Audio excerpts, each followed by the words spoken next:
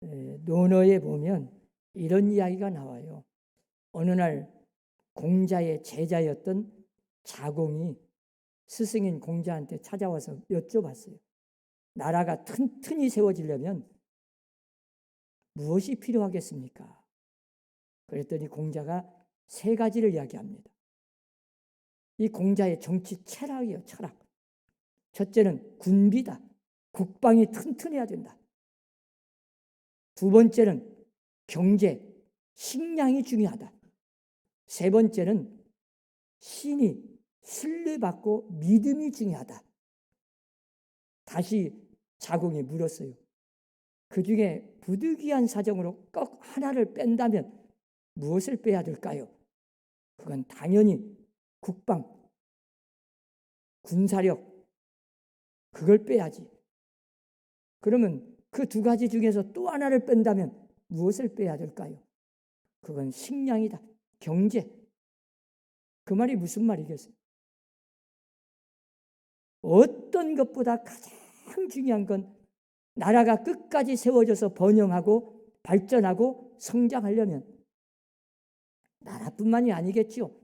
가정이나 교회라고 하는 이 공동체도 정말 성장하고 번영하고 잘 되려면 가장 중요한 게 뿌리가, 근본이 믿음이라는 거예요. 부부 간에도, 형제 간에도, 성도들 간에도 언제나 이 공동체, 특별히 나라, 교회나 가정이 튼튼하게 세워지려면 믿음이 있어야 돼요. 사실 예수님의 제자들은 예수님을 3년 동안 열심히 따라다녔어요. 많은 걸 봤습니다. 눈으로 직접 봤어요. 예수님이 행하시는 기적도 봤습니다. 막 풍랑이 일어나서 물이 들어와 가지고 배가 가라앉고 있는데도 예수님은 고물에서 편안히 주무셔요. 그걸 보고 제자들이 난리가 났습니다. 우리가 다 죽게 생겼는데 지금 주님은 편안히 주무시고 계십니까? 깨웠어. 그때 예수님이 첫 번째 하신 말씀이 뭐예요? 그렇게도 믿음이 없느냐? 왜 그렇게 두려워하느냐?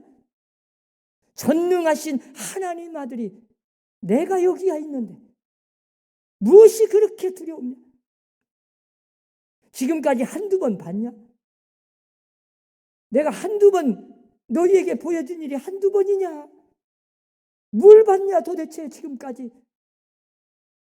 그렇죠. 예수님 따라다니면서 얼마나 많은 걸 봤습니까? 오병이어의 기적을 봤어요. 물고기 2마리, 볼떡 5개 가지고 5,000명을 배부르게 먹이고도 12바구니나 거두는 기적을 계속해서 지켜봤어요. 아니 정말 죽어서 나흘이 지나 썩어서 냄새나 저 무덤 속에 묻혀있는 나사로의 무덤 앞에 가서 예수님이 나사로야 나오너라 이 말씀 한마디에 그 나사로가 무덤 속에서 살아가지고 두벅두벅 걸어 나와요. 예수님은 생명의 주인 되시고 온 우주 만물을 창조하시고 바람과 바다도 순종케 하시는 전능하신 하나님이심을 그들은 수없이 보았고 체험했고 3년 동안 열심히 따라다니면서 직접 봤는데 왜 그렇게 믿음이 자라지 않았습니까? 왜 그렇게도 믿음이 없습니까? 그들이 왜 그랬을까요? 예수님을 따라다니면서도 언제나 그들의 마음속에는 저 예수님을 통해서 내가 무엇을 얻어볼까? 무슨 이익이나 좀 얻어볼까? 예수님의 임금이 되면 우리가 뭔 자리 하나 좀 차지해 볼까? 언제나 세상의 명예와 돈과 자기의 이기심에 빠져가지고 자기를 위해서 언제나 예수님을 따라다닌 거예요. 그러니 그 영적인 눈이 어두워져서 언제나 육신적인 것만 보는 거예요. 그러다가 마지막 예수님을 가만히 지켜보니까 제자들이 깨달은 것이 딱 하나 있어요. 결론입니다. 결론. 마지막으로 깨달았어. 우리가 그동안 열심히 따라다니면서 이것도 구하고 저것도 구하고 별걸 다 구해봤고 예수님이 행하시는 여러 가지 행하신 이적을 다 봤지만 예수님의 믿음이 얼마나 위대하고 얼마나 큰 믿음인가를, 정말 살아서 역사하는 능력 있는 믿음인 것을 그들은 깨닫게 돼요. 그래서 오늘 본문 5절에 이렇게 고백합니다. 우리에게 믿음을 더하소서. 그동안에는 제자들이 돈 구하고 명예 구하고 세상 것 구하고 별걸 다 구했지만 알고 보니까 돈이 문제가 아니요. 이 건강 문제가 아니요. 지식의 문제도 아니었어. 환경이 문제가 아니요. 알고 보니까 문제는 믿음이었어요. 믿음 문제다. 그런데 자기들도 예수님을 따라다니면서 믿음이 있다고 생각했는데 그 믿음이 능력이 없어요. 죽은 믿음이요. 병든 믿음이었어요.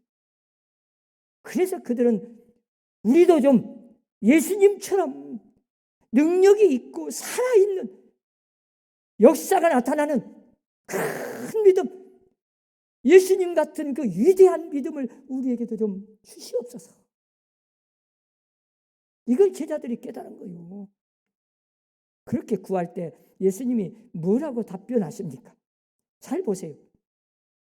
구하자마자 첫 마디가 너희에게 겨자씨 하나만큼만 믿음이 있었더라면, 겨자씨 하나만한 그만한 믿음만 있었더라면 이 뽕나무대로 뿌리가 뽑혀 저 바다에 심겨라 말하였을 것이고 그 믿음대로 그 뽕나무는 순종하였으리라. 참, 여러분, 유대인들은 언제나 이 뽕나무는 뿌리가 제일 깊게 박혀서 절대 뽑히지 않는다는, 불가능하다는 그런 생각을 언제나 갖고 있어요. 이 선입관이 딱 박혀 있어. 그러니까 예수님이 하시는 말씀은 아무리 불가능한 문제라도 믿음만 있으면, 아무리 작은 먼지 같은 가장 겨자씨의 이 종자 씨앗이 제일 작거든요. 그 작은 씨앗이라도, 그 작은 믿음일지라도 살아만 있으면 그 믿음이 점점 자라서 엄청난 능력을 나타내는 살아있는 믿음, 그 믿음이 너희에게는 없구나. 너희에게 겨자씨 하나만한 믿음만 있었더라도 불가능한 문제도 해결하고 어떤 문제도 해결할 수 있을 텐데 말이야. 능력이 나타났을 텐데 너희에게는 그 믿음이 없다. 예수님은 믿음 없는 것을 책망하신 거예요. 여러분 한번 생각해 보세요. 우리에게는 과연 믿음이 있습니까? 주님께서 과연 나의 믿음을 어떻게 평가하고 계실까요? 제자들처럼 3년 동안 열심히 따라다녔는데 수없이 기적을 보고 죽은 자를 살리는 능력도 다 체험했는데 맨날 구하는 것이 세상 것만 구하고 진짜 중요한 것은 구하지 않았으니 예수님이 과연 우리에게 뭐라고 말씀하실까? 이것 주세요, 저것 주세요. 아직도 교회 다닌 지 3년, 10년, 20년, 30년 됐다고 자랑하는데 우리의 믿음은 과연 살아있는 믿음일까요? 정말 능력 있는, 행함이 있는 큰 믿음일까요? 주님이 과연 우리에게 뭐라고 말씀하시는지 우리는 오늘 그 음성을 들어야 돼. 제자들도 3년 동안 따라다녔어요. 그런데 늘 구하는 것이 세속적이에요. 그래도 마지막에 깨닫고 믿음을 더해달라고 기도하니까 겨자씨 하나만한 믿음만 있었더라면 그 그 믿음이 엄청난 능력의 역사가 나타납니다. 그 겨자씨 작은 씨앗이요 땅에 뿌려져 봐요. 살아있으니까. 점점 자라서 싹이 나고 꽃이 피고 열매를 맺어요. 우리의 믿음이 아무리 작을지라도, 오늘 처음 교회에 나왔을지라도, 오늘 세례를 받은 여러분, 입교식을 한 여러분들도 살아있는 믿음만 가지면, 내가 가정에서든 직장에서든 학교에서든 교회에서든 어디를 가든 누구를 만나든 무슨 일을 하든 하나님의 역사는 엄청나게 일어날 것입니다. 그런 위대한 믿음을 여러분들도 가지시기를 바랍니다. 그러면 우리가 하나님 앞에 돈 구하기 전에 알고 보니까 건강이 문제도 아니고 지식이 문제가 아니고 못 배운 것이 문제가 아니고 돈이 문제가 아니었어요. 환경이 문제가 아니었어요. 알고 보니까 믿음 문제. 제자들이 구한 것처럼 제자들의 기도 제목대로 여러분들도 이제부터는 하나님, 나에게 살아있는 믿음을 주시옵소서. 예수님 같은 위대한 믿음을 나에게도 주십시오. 그 믿음만 있다면 모든 문제를 해결할 수 있고 모든 것이 다 불가능이 없이 가능하오니 나에게 믿음을 주옵소서. 그리고는 예수님이 또 무익한 종의 비유를 통해서 이 믿음은, 이렇게 작은 믿음이 어떻게 해야 자라고 성장하고 성숙한 믿음이 되어 능력이 나타나는 것을 잘 가르쳐 주신 말씀입니다. 이 무익한 종의 비유를 그 종의 자세만 제대로 가진다면, 그 종의 자세, 그 마음만 가지고 살아간다면 반드시 믿음은 점점 자라서 꽃이 피고 싹이 나고 열매를 맺어서 엄청난 능력이 나타날 것을 주님이 우리에게 말씀해 주신 거예요. 여러분, 무익한 종을 잘 보세요. 그 종이 어떻게 했습니까? 밖에서 열심히 일을 하고 밭을 갈고 그 뒤양 끝에서 고생하고 하루 종일 일을 하고 얼마나 피곤하겠어요.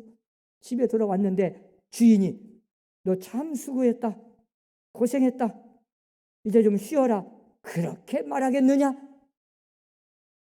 종은 절대로 그런 일 없습니다. 아무리 피곤하고 힘들어도 주인이 지금 일하는데 수종을 다 들어야 됩니다. 아무리 피곤해도 쉴 수가 없습니다. 음식 먹는데 수종 다 들고 발 씻을 물까지 다 떠드리고 잠을 자기 전에 그때 무릎을 꿇고 그 주인 앞에 앉아서 주인님, 내 나름대로 한다고 열심히 했는데 혹시라도 주인의 마음에 안 든 일 없습니까? 용서해 주십시오. 나는 무익한 종입니다. 나는 아무짝에도 쓸모없는 이 주인을, 이 부족한 종을 써주시고 살려주시고 일을 시켜주시고 먹여주신 것만 해도 감사할 뿐입니다. 나는 아무짝에도 주인 앞에 제대로 도움을 주지 못한 무익한 종이니 용서해 주십시오. 마땅히 해야 할 일을 당연히 했을 뿐입니다. 이러고 나와야 그게 정상이에요. 여러분, 우리는 하나님 앞에 종입니다. 주인 아닙니다. 청지기로 부름받았지요. 종은 언제나 종입니다. 그런데 우리는 어느 날 갑자기 예수님을 주인으로 모신다고 해놓고 내가 주인 노릇을 할 때가 너무나 많아요. 마치 예수님을, 주인을 종부리듯이 부려먹고 살아요. 그러니 믿음이 어떻게 자라겠습니까? 우리가 성경에 보면 저는 2명을 예를 들 수 있어요. 구약에 보면 아브라함이나 요셉을 보세요. 요셉이 억울하게 나이 17살 때, 그 소년 때 말이에요. 그 형들의 미움을 사서 애굽의 노예로 팔려갑니다. 말이 노예지요. 한 번 노예는 평생 노예고 영원한 노예입니다. 아니, 자기만 노예가 아니라 자식들까지 대대로 후손들이 노예를 해야 됩니다. 참 기가 막히죠. 그런 노예로 팔려갔으니 얼마나 억울하겠습니까? 그래도 요셉은 언제나 현실을 받아들였습니다. 분명히 이 고난 속에 하나님의 뜻이 있으리라 믿음을 가졌습니다. 하나님은 살아계시고 하나님은 나와 함께 하심을 믿었습니다. 다른 사람은 다 몰라줘도 나의 이 억울한 마음, 내 마음, 내가 무슨 잘못해가지고 팔려간 게 아니요, 아무 잘못 없이 갔잖아요. 그 마음을 하나님은 아시리라 믿었습니다. 보디발의 집에 갔습니다. 열심히 일을 했습니다. 그런데 하나하나 하나님만 의지하고 믿음으로 살아가는데 억울한 일을 또 당하고 시험을 당하고 고난을 또 당하고 억울하게 옥살이를 또 합니다. 그런 고난 속에서 요셉은 깨달았습니다. 내가 감옥에 가든지 종으로 팔려가서 일을 하든지 일을 할 때나 사람을 만날 때나 누구를 만날 때도 하나님이 나와 함께 하심을 점점 깨닫게 됩니다. 하나님이 나를 버리지 않았구나. 하나님이 나와 함께 하시는구나. 내가 노예로 팔려왔지만 실제 알고 보니까 이 현실에서 언제나 주님이 나와 함께 하셔요. 나를 도와주셔요. 감옥 속에 가든 사람을 만나든 일할 때도 언제나 하나님이 나와 함께 하심을 깨달은 거예요. 그래서 말씀 속에서 기도하면서 생활 속에서 대인관계 속에서 고난 속에서 내 믿음은 점점 성장해 가는 거예요. 요셉이 믿음이 성장해 갑니다. 마지막에 저 요셉이 애굽의 국무총리 총리 대신이 돼요. 그때 정도 보세요. 창세기 45장을 보세요. 여러분 7절 8절을 잘 보세요. 형들이 양식을 사러 왔을 때 어떻게 고백합니까? 그때 요셉의 신앙 고백이 나와요. 당신들이 나를 팔았다고 해서 근심하지 마십시오. 하나님이 당신들의 생명을 보존하고 구원하려고, 우리 민족을 구원하려고 당신들보다 하나님이 나를 먼저 이곳에 보낸 겁니다. 그러므로 내가 이곳에 온 것은 당신들이 나를 팔아서 온 게 아니라 하나님이 나를 이곳에 보내셨습니다. 그리고는 당신들의 자녀를, 그 형들의 자녀를 내가 책임지고 기르고 양육하고 도와줄 테니 근심하지 마십시오. 얼마나 위대한 신앙 고백인지 모릅니다. 원수까지도 용서하는 마음이 생겼습니다. 이게 믿음이 자랐죠. 성장했습니다. 그리고 요셉 한 사람을 통해서 자기의 가족과 민족과 모든 사람들을 먹여 살리고 행복을 주고 축복을 주는 축복의 통로로 삼으신 겁니다. 요셉이 처음부터 그런 믿음이 있는 건 아닙니다. 고난 속에서 점점 생활 속에서 억울한 일도 당해보면서 그 속에서 하나님이 역사하고 하나님이 함께 하심을 느끼고 체험한 거 아니겠습니까? 사랑하는 우리 사람교회 성도 여러분, 오늘날 많은 고난과 역경도 있습니다. 억울한 일도 당할 것입니다. 힘들고 어려운 일때가 있습니다. 시험도 당합니다. 그러나 그 고난 속에서 하나님은 나와 함께 하심을 느끼십시오. 보십시오. 하나님이 살아서 역사하는 것을 우리는 영적으로 깨달아야 돼요. 그런 속에서 기도하면서 내 믿음은 자라고 성장하는 겁니다. 성숙한 믿음이 되어보십시오. 원수까지도 사랑하여 그 어떤 사람도 용서할 수 있습니다. 그리고 영적인 눈이 떠지게 보니까 당신들이 나를 팔아먹은 것이 아니고 하나님이 나를 이곳에 먼저 보내셨다는 신앙 고백이 나오는 겁니다. 하나님이 왜 나를 이 땅에 보내시고 왜 나를 서남교회에 보내시고 하나님이 왜 우리 교회에 성전을 건축하라고 명령하셨는지를 알게 되는 겁니다. 그래서 하나님의 뜻을 분별하는 분별력을 갖게 되고 그 뜻에 순종할 때 엄청난 능력의 역사가 나를 통해서 나타나는 거죠. 이런 기적을 여러분들도 체험하시기 바랍니다. 오늘부터는 하나님 나에게도 예수님처럼 큰 믿음, 능력 있는 믿음을 주시옵소서. 믿음을 더하여 주시옵소서. 믿음이 문제입니다. 믿음만 있다면, 하나님이 원하시는 살아있는 믿음만 있다면 내가 가는 곳마다 기적이 일어나고 엄청난 능력이 나타날 줄로 믿습니다. 불가능한 문제도 반드시 해결될 줄로 믿습니다.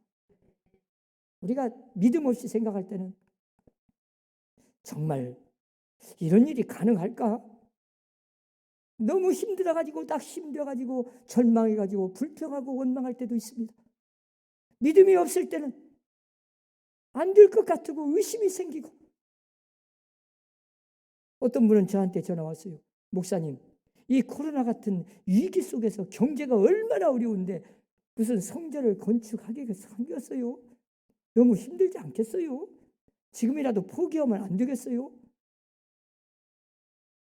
그래서 제가 그랬어요. 조금 기도해 보십시오. 기도해보고 하나님 앞에 제가 기도 열심히 해가지고 하나님이 포기하라 그러면 포기해야죠. 근데 아직까지 포기하라는 말이 없어. 사랑하는 여러분, 사람의 힘으로 성전이 건축되는 것이 아닙니다. 하나님이 하시면 하셔요. 하나님이 역사하면 기적이 일어납니다. 문제는 믿음입니다. 숫자가 중요한 것이 아닙니다.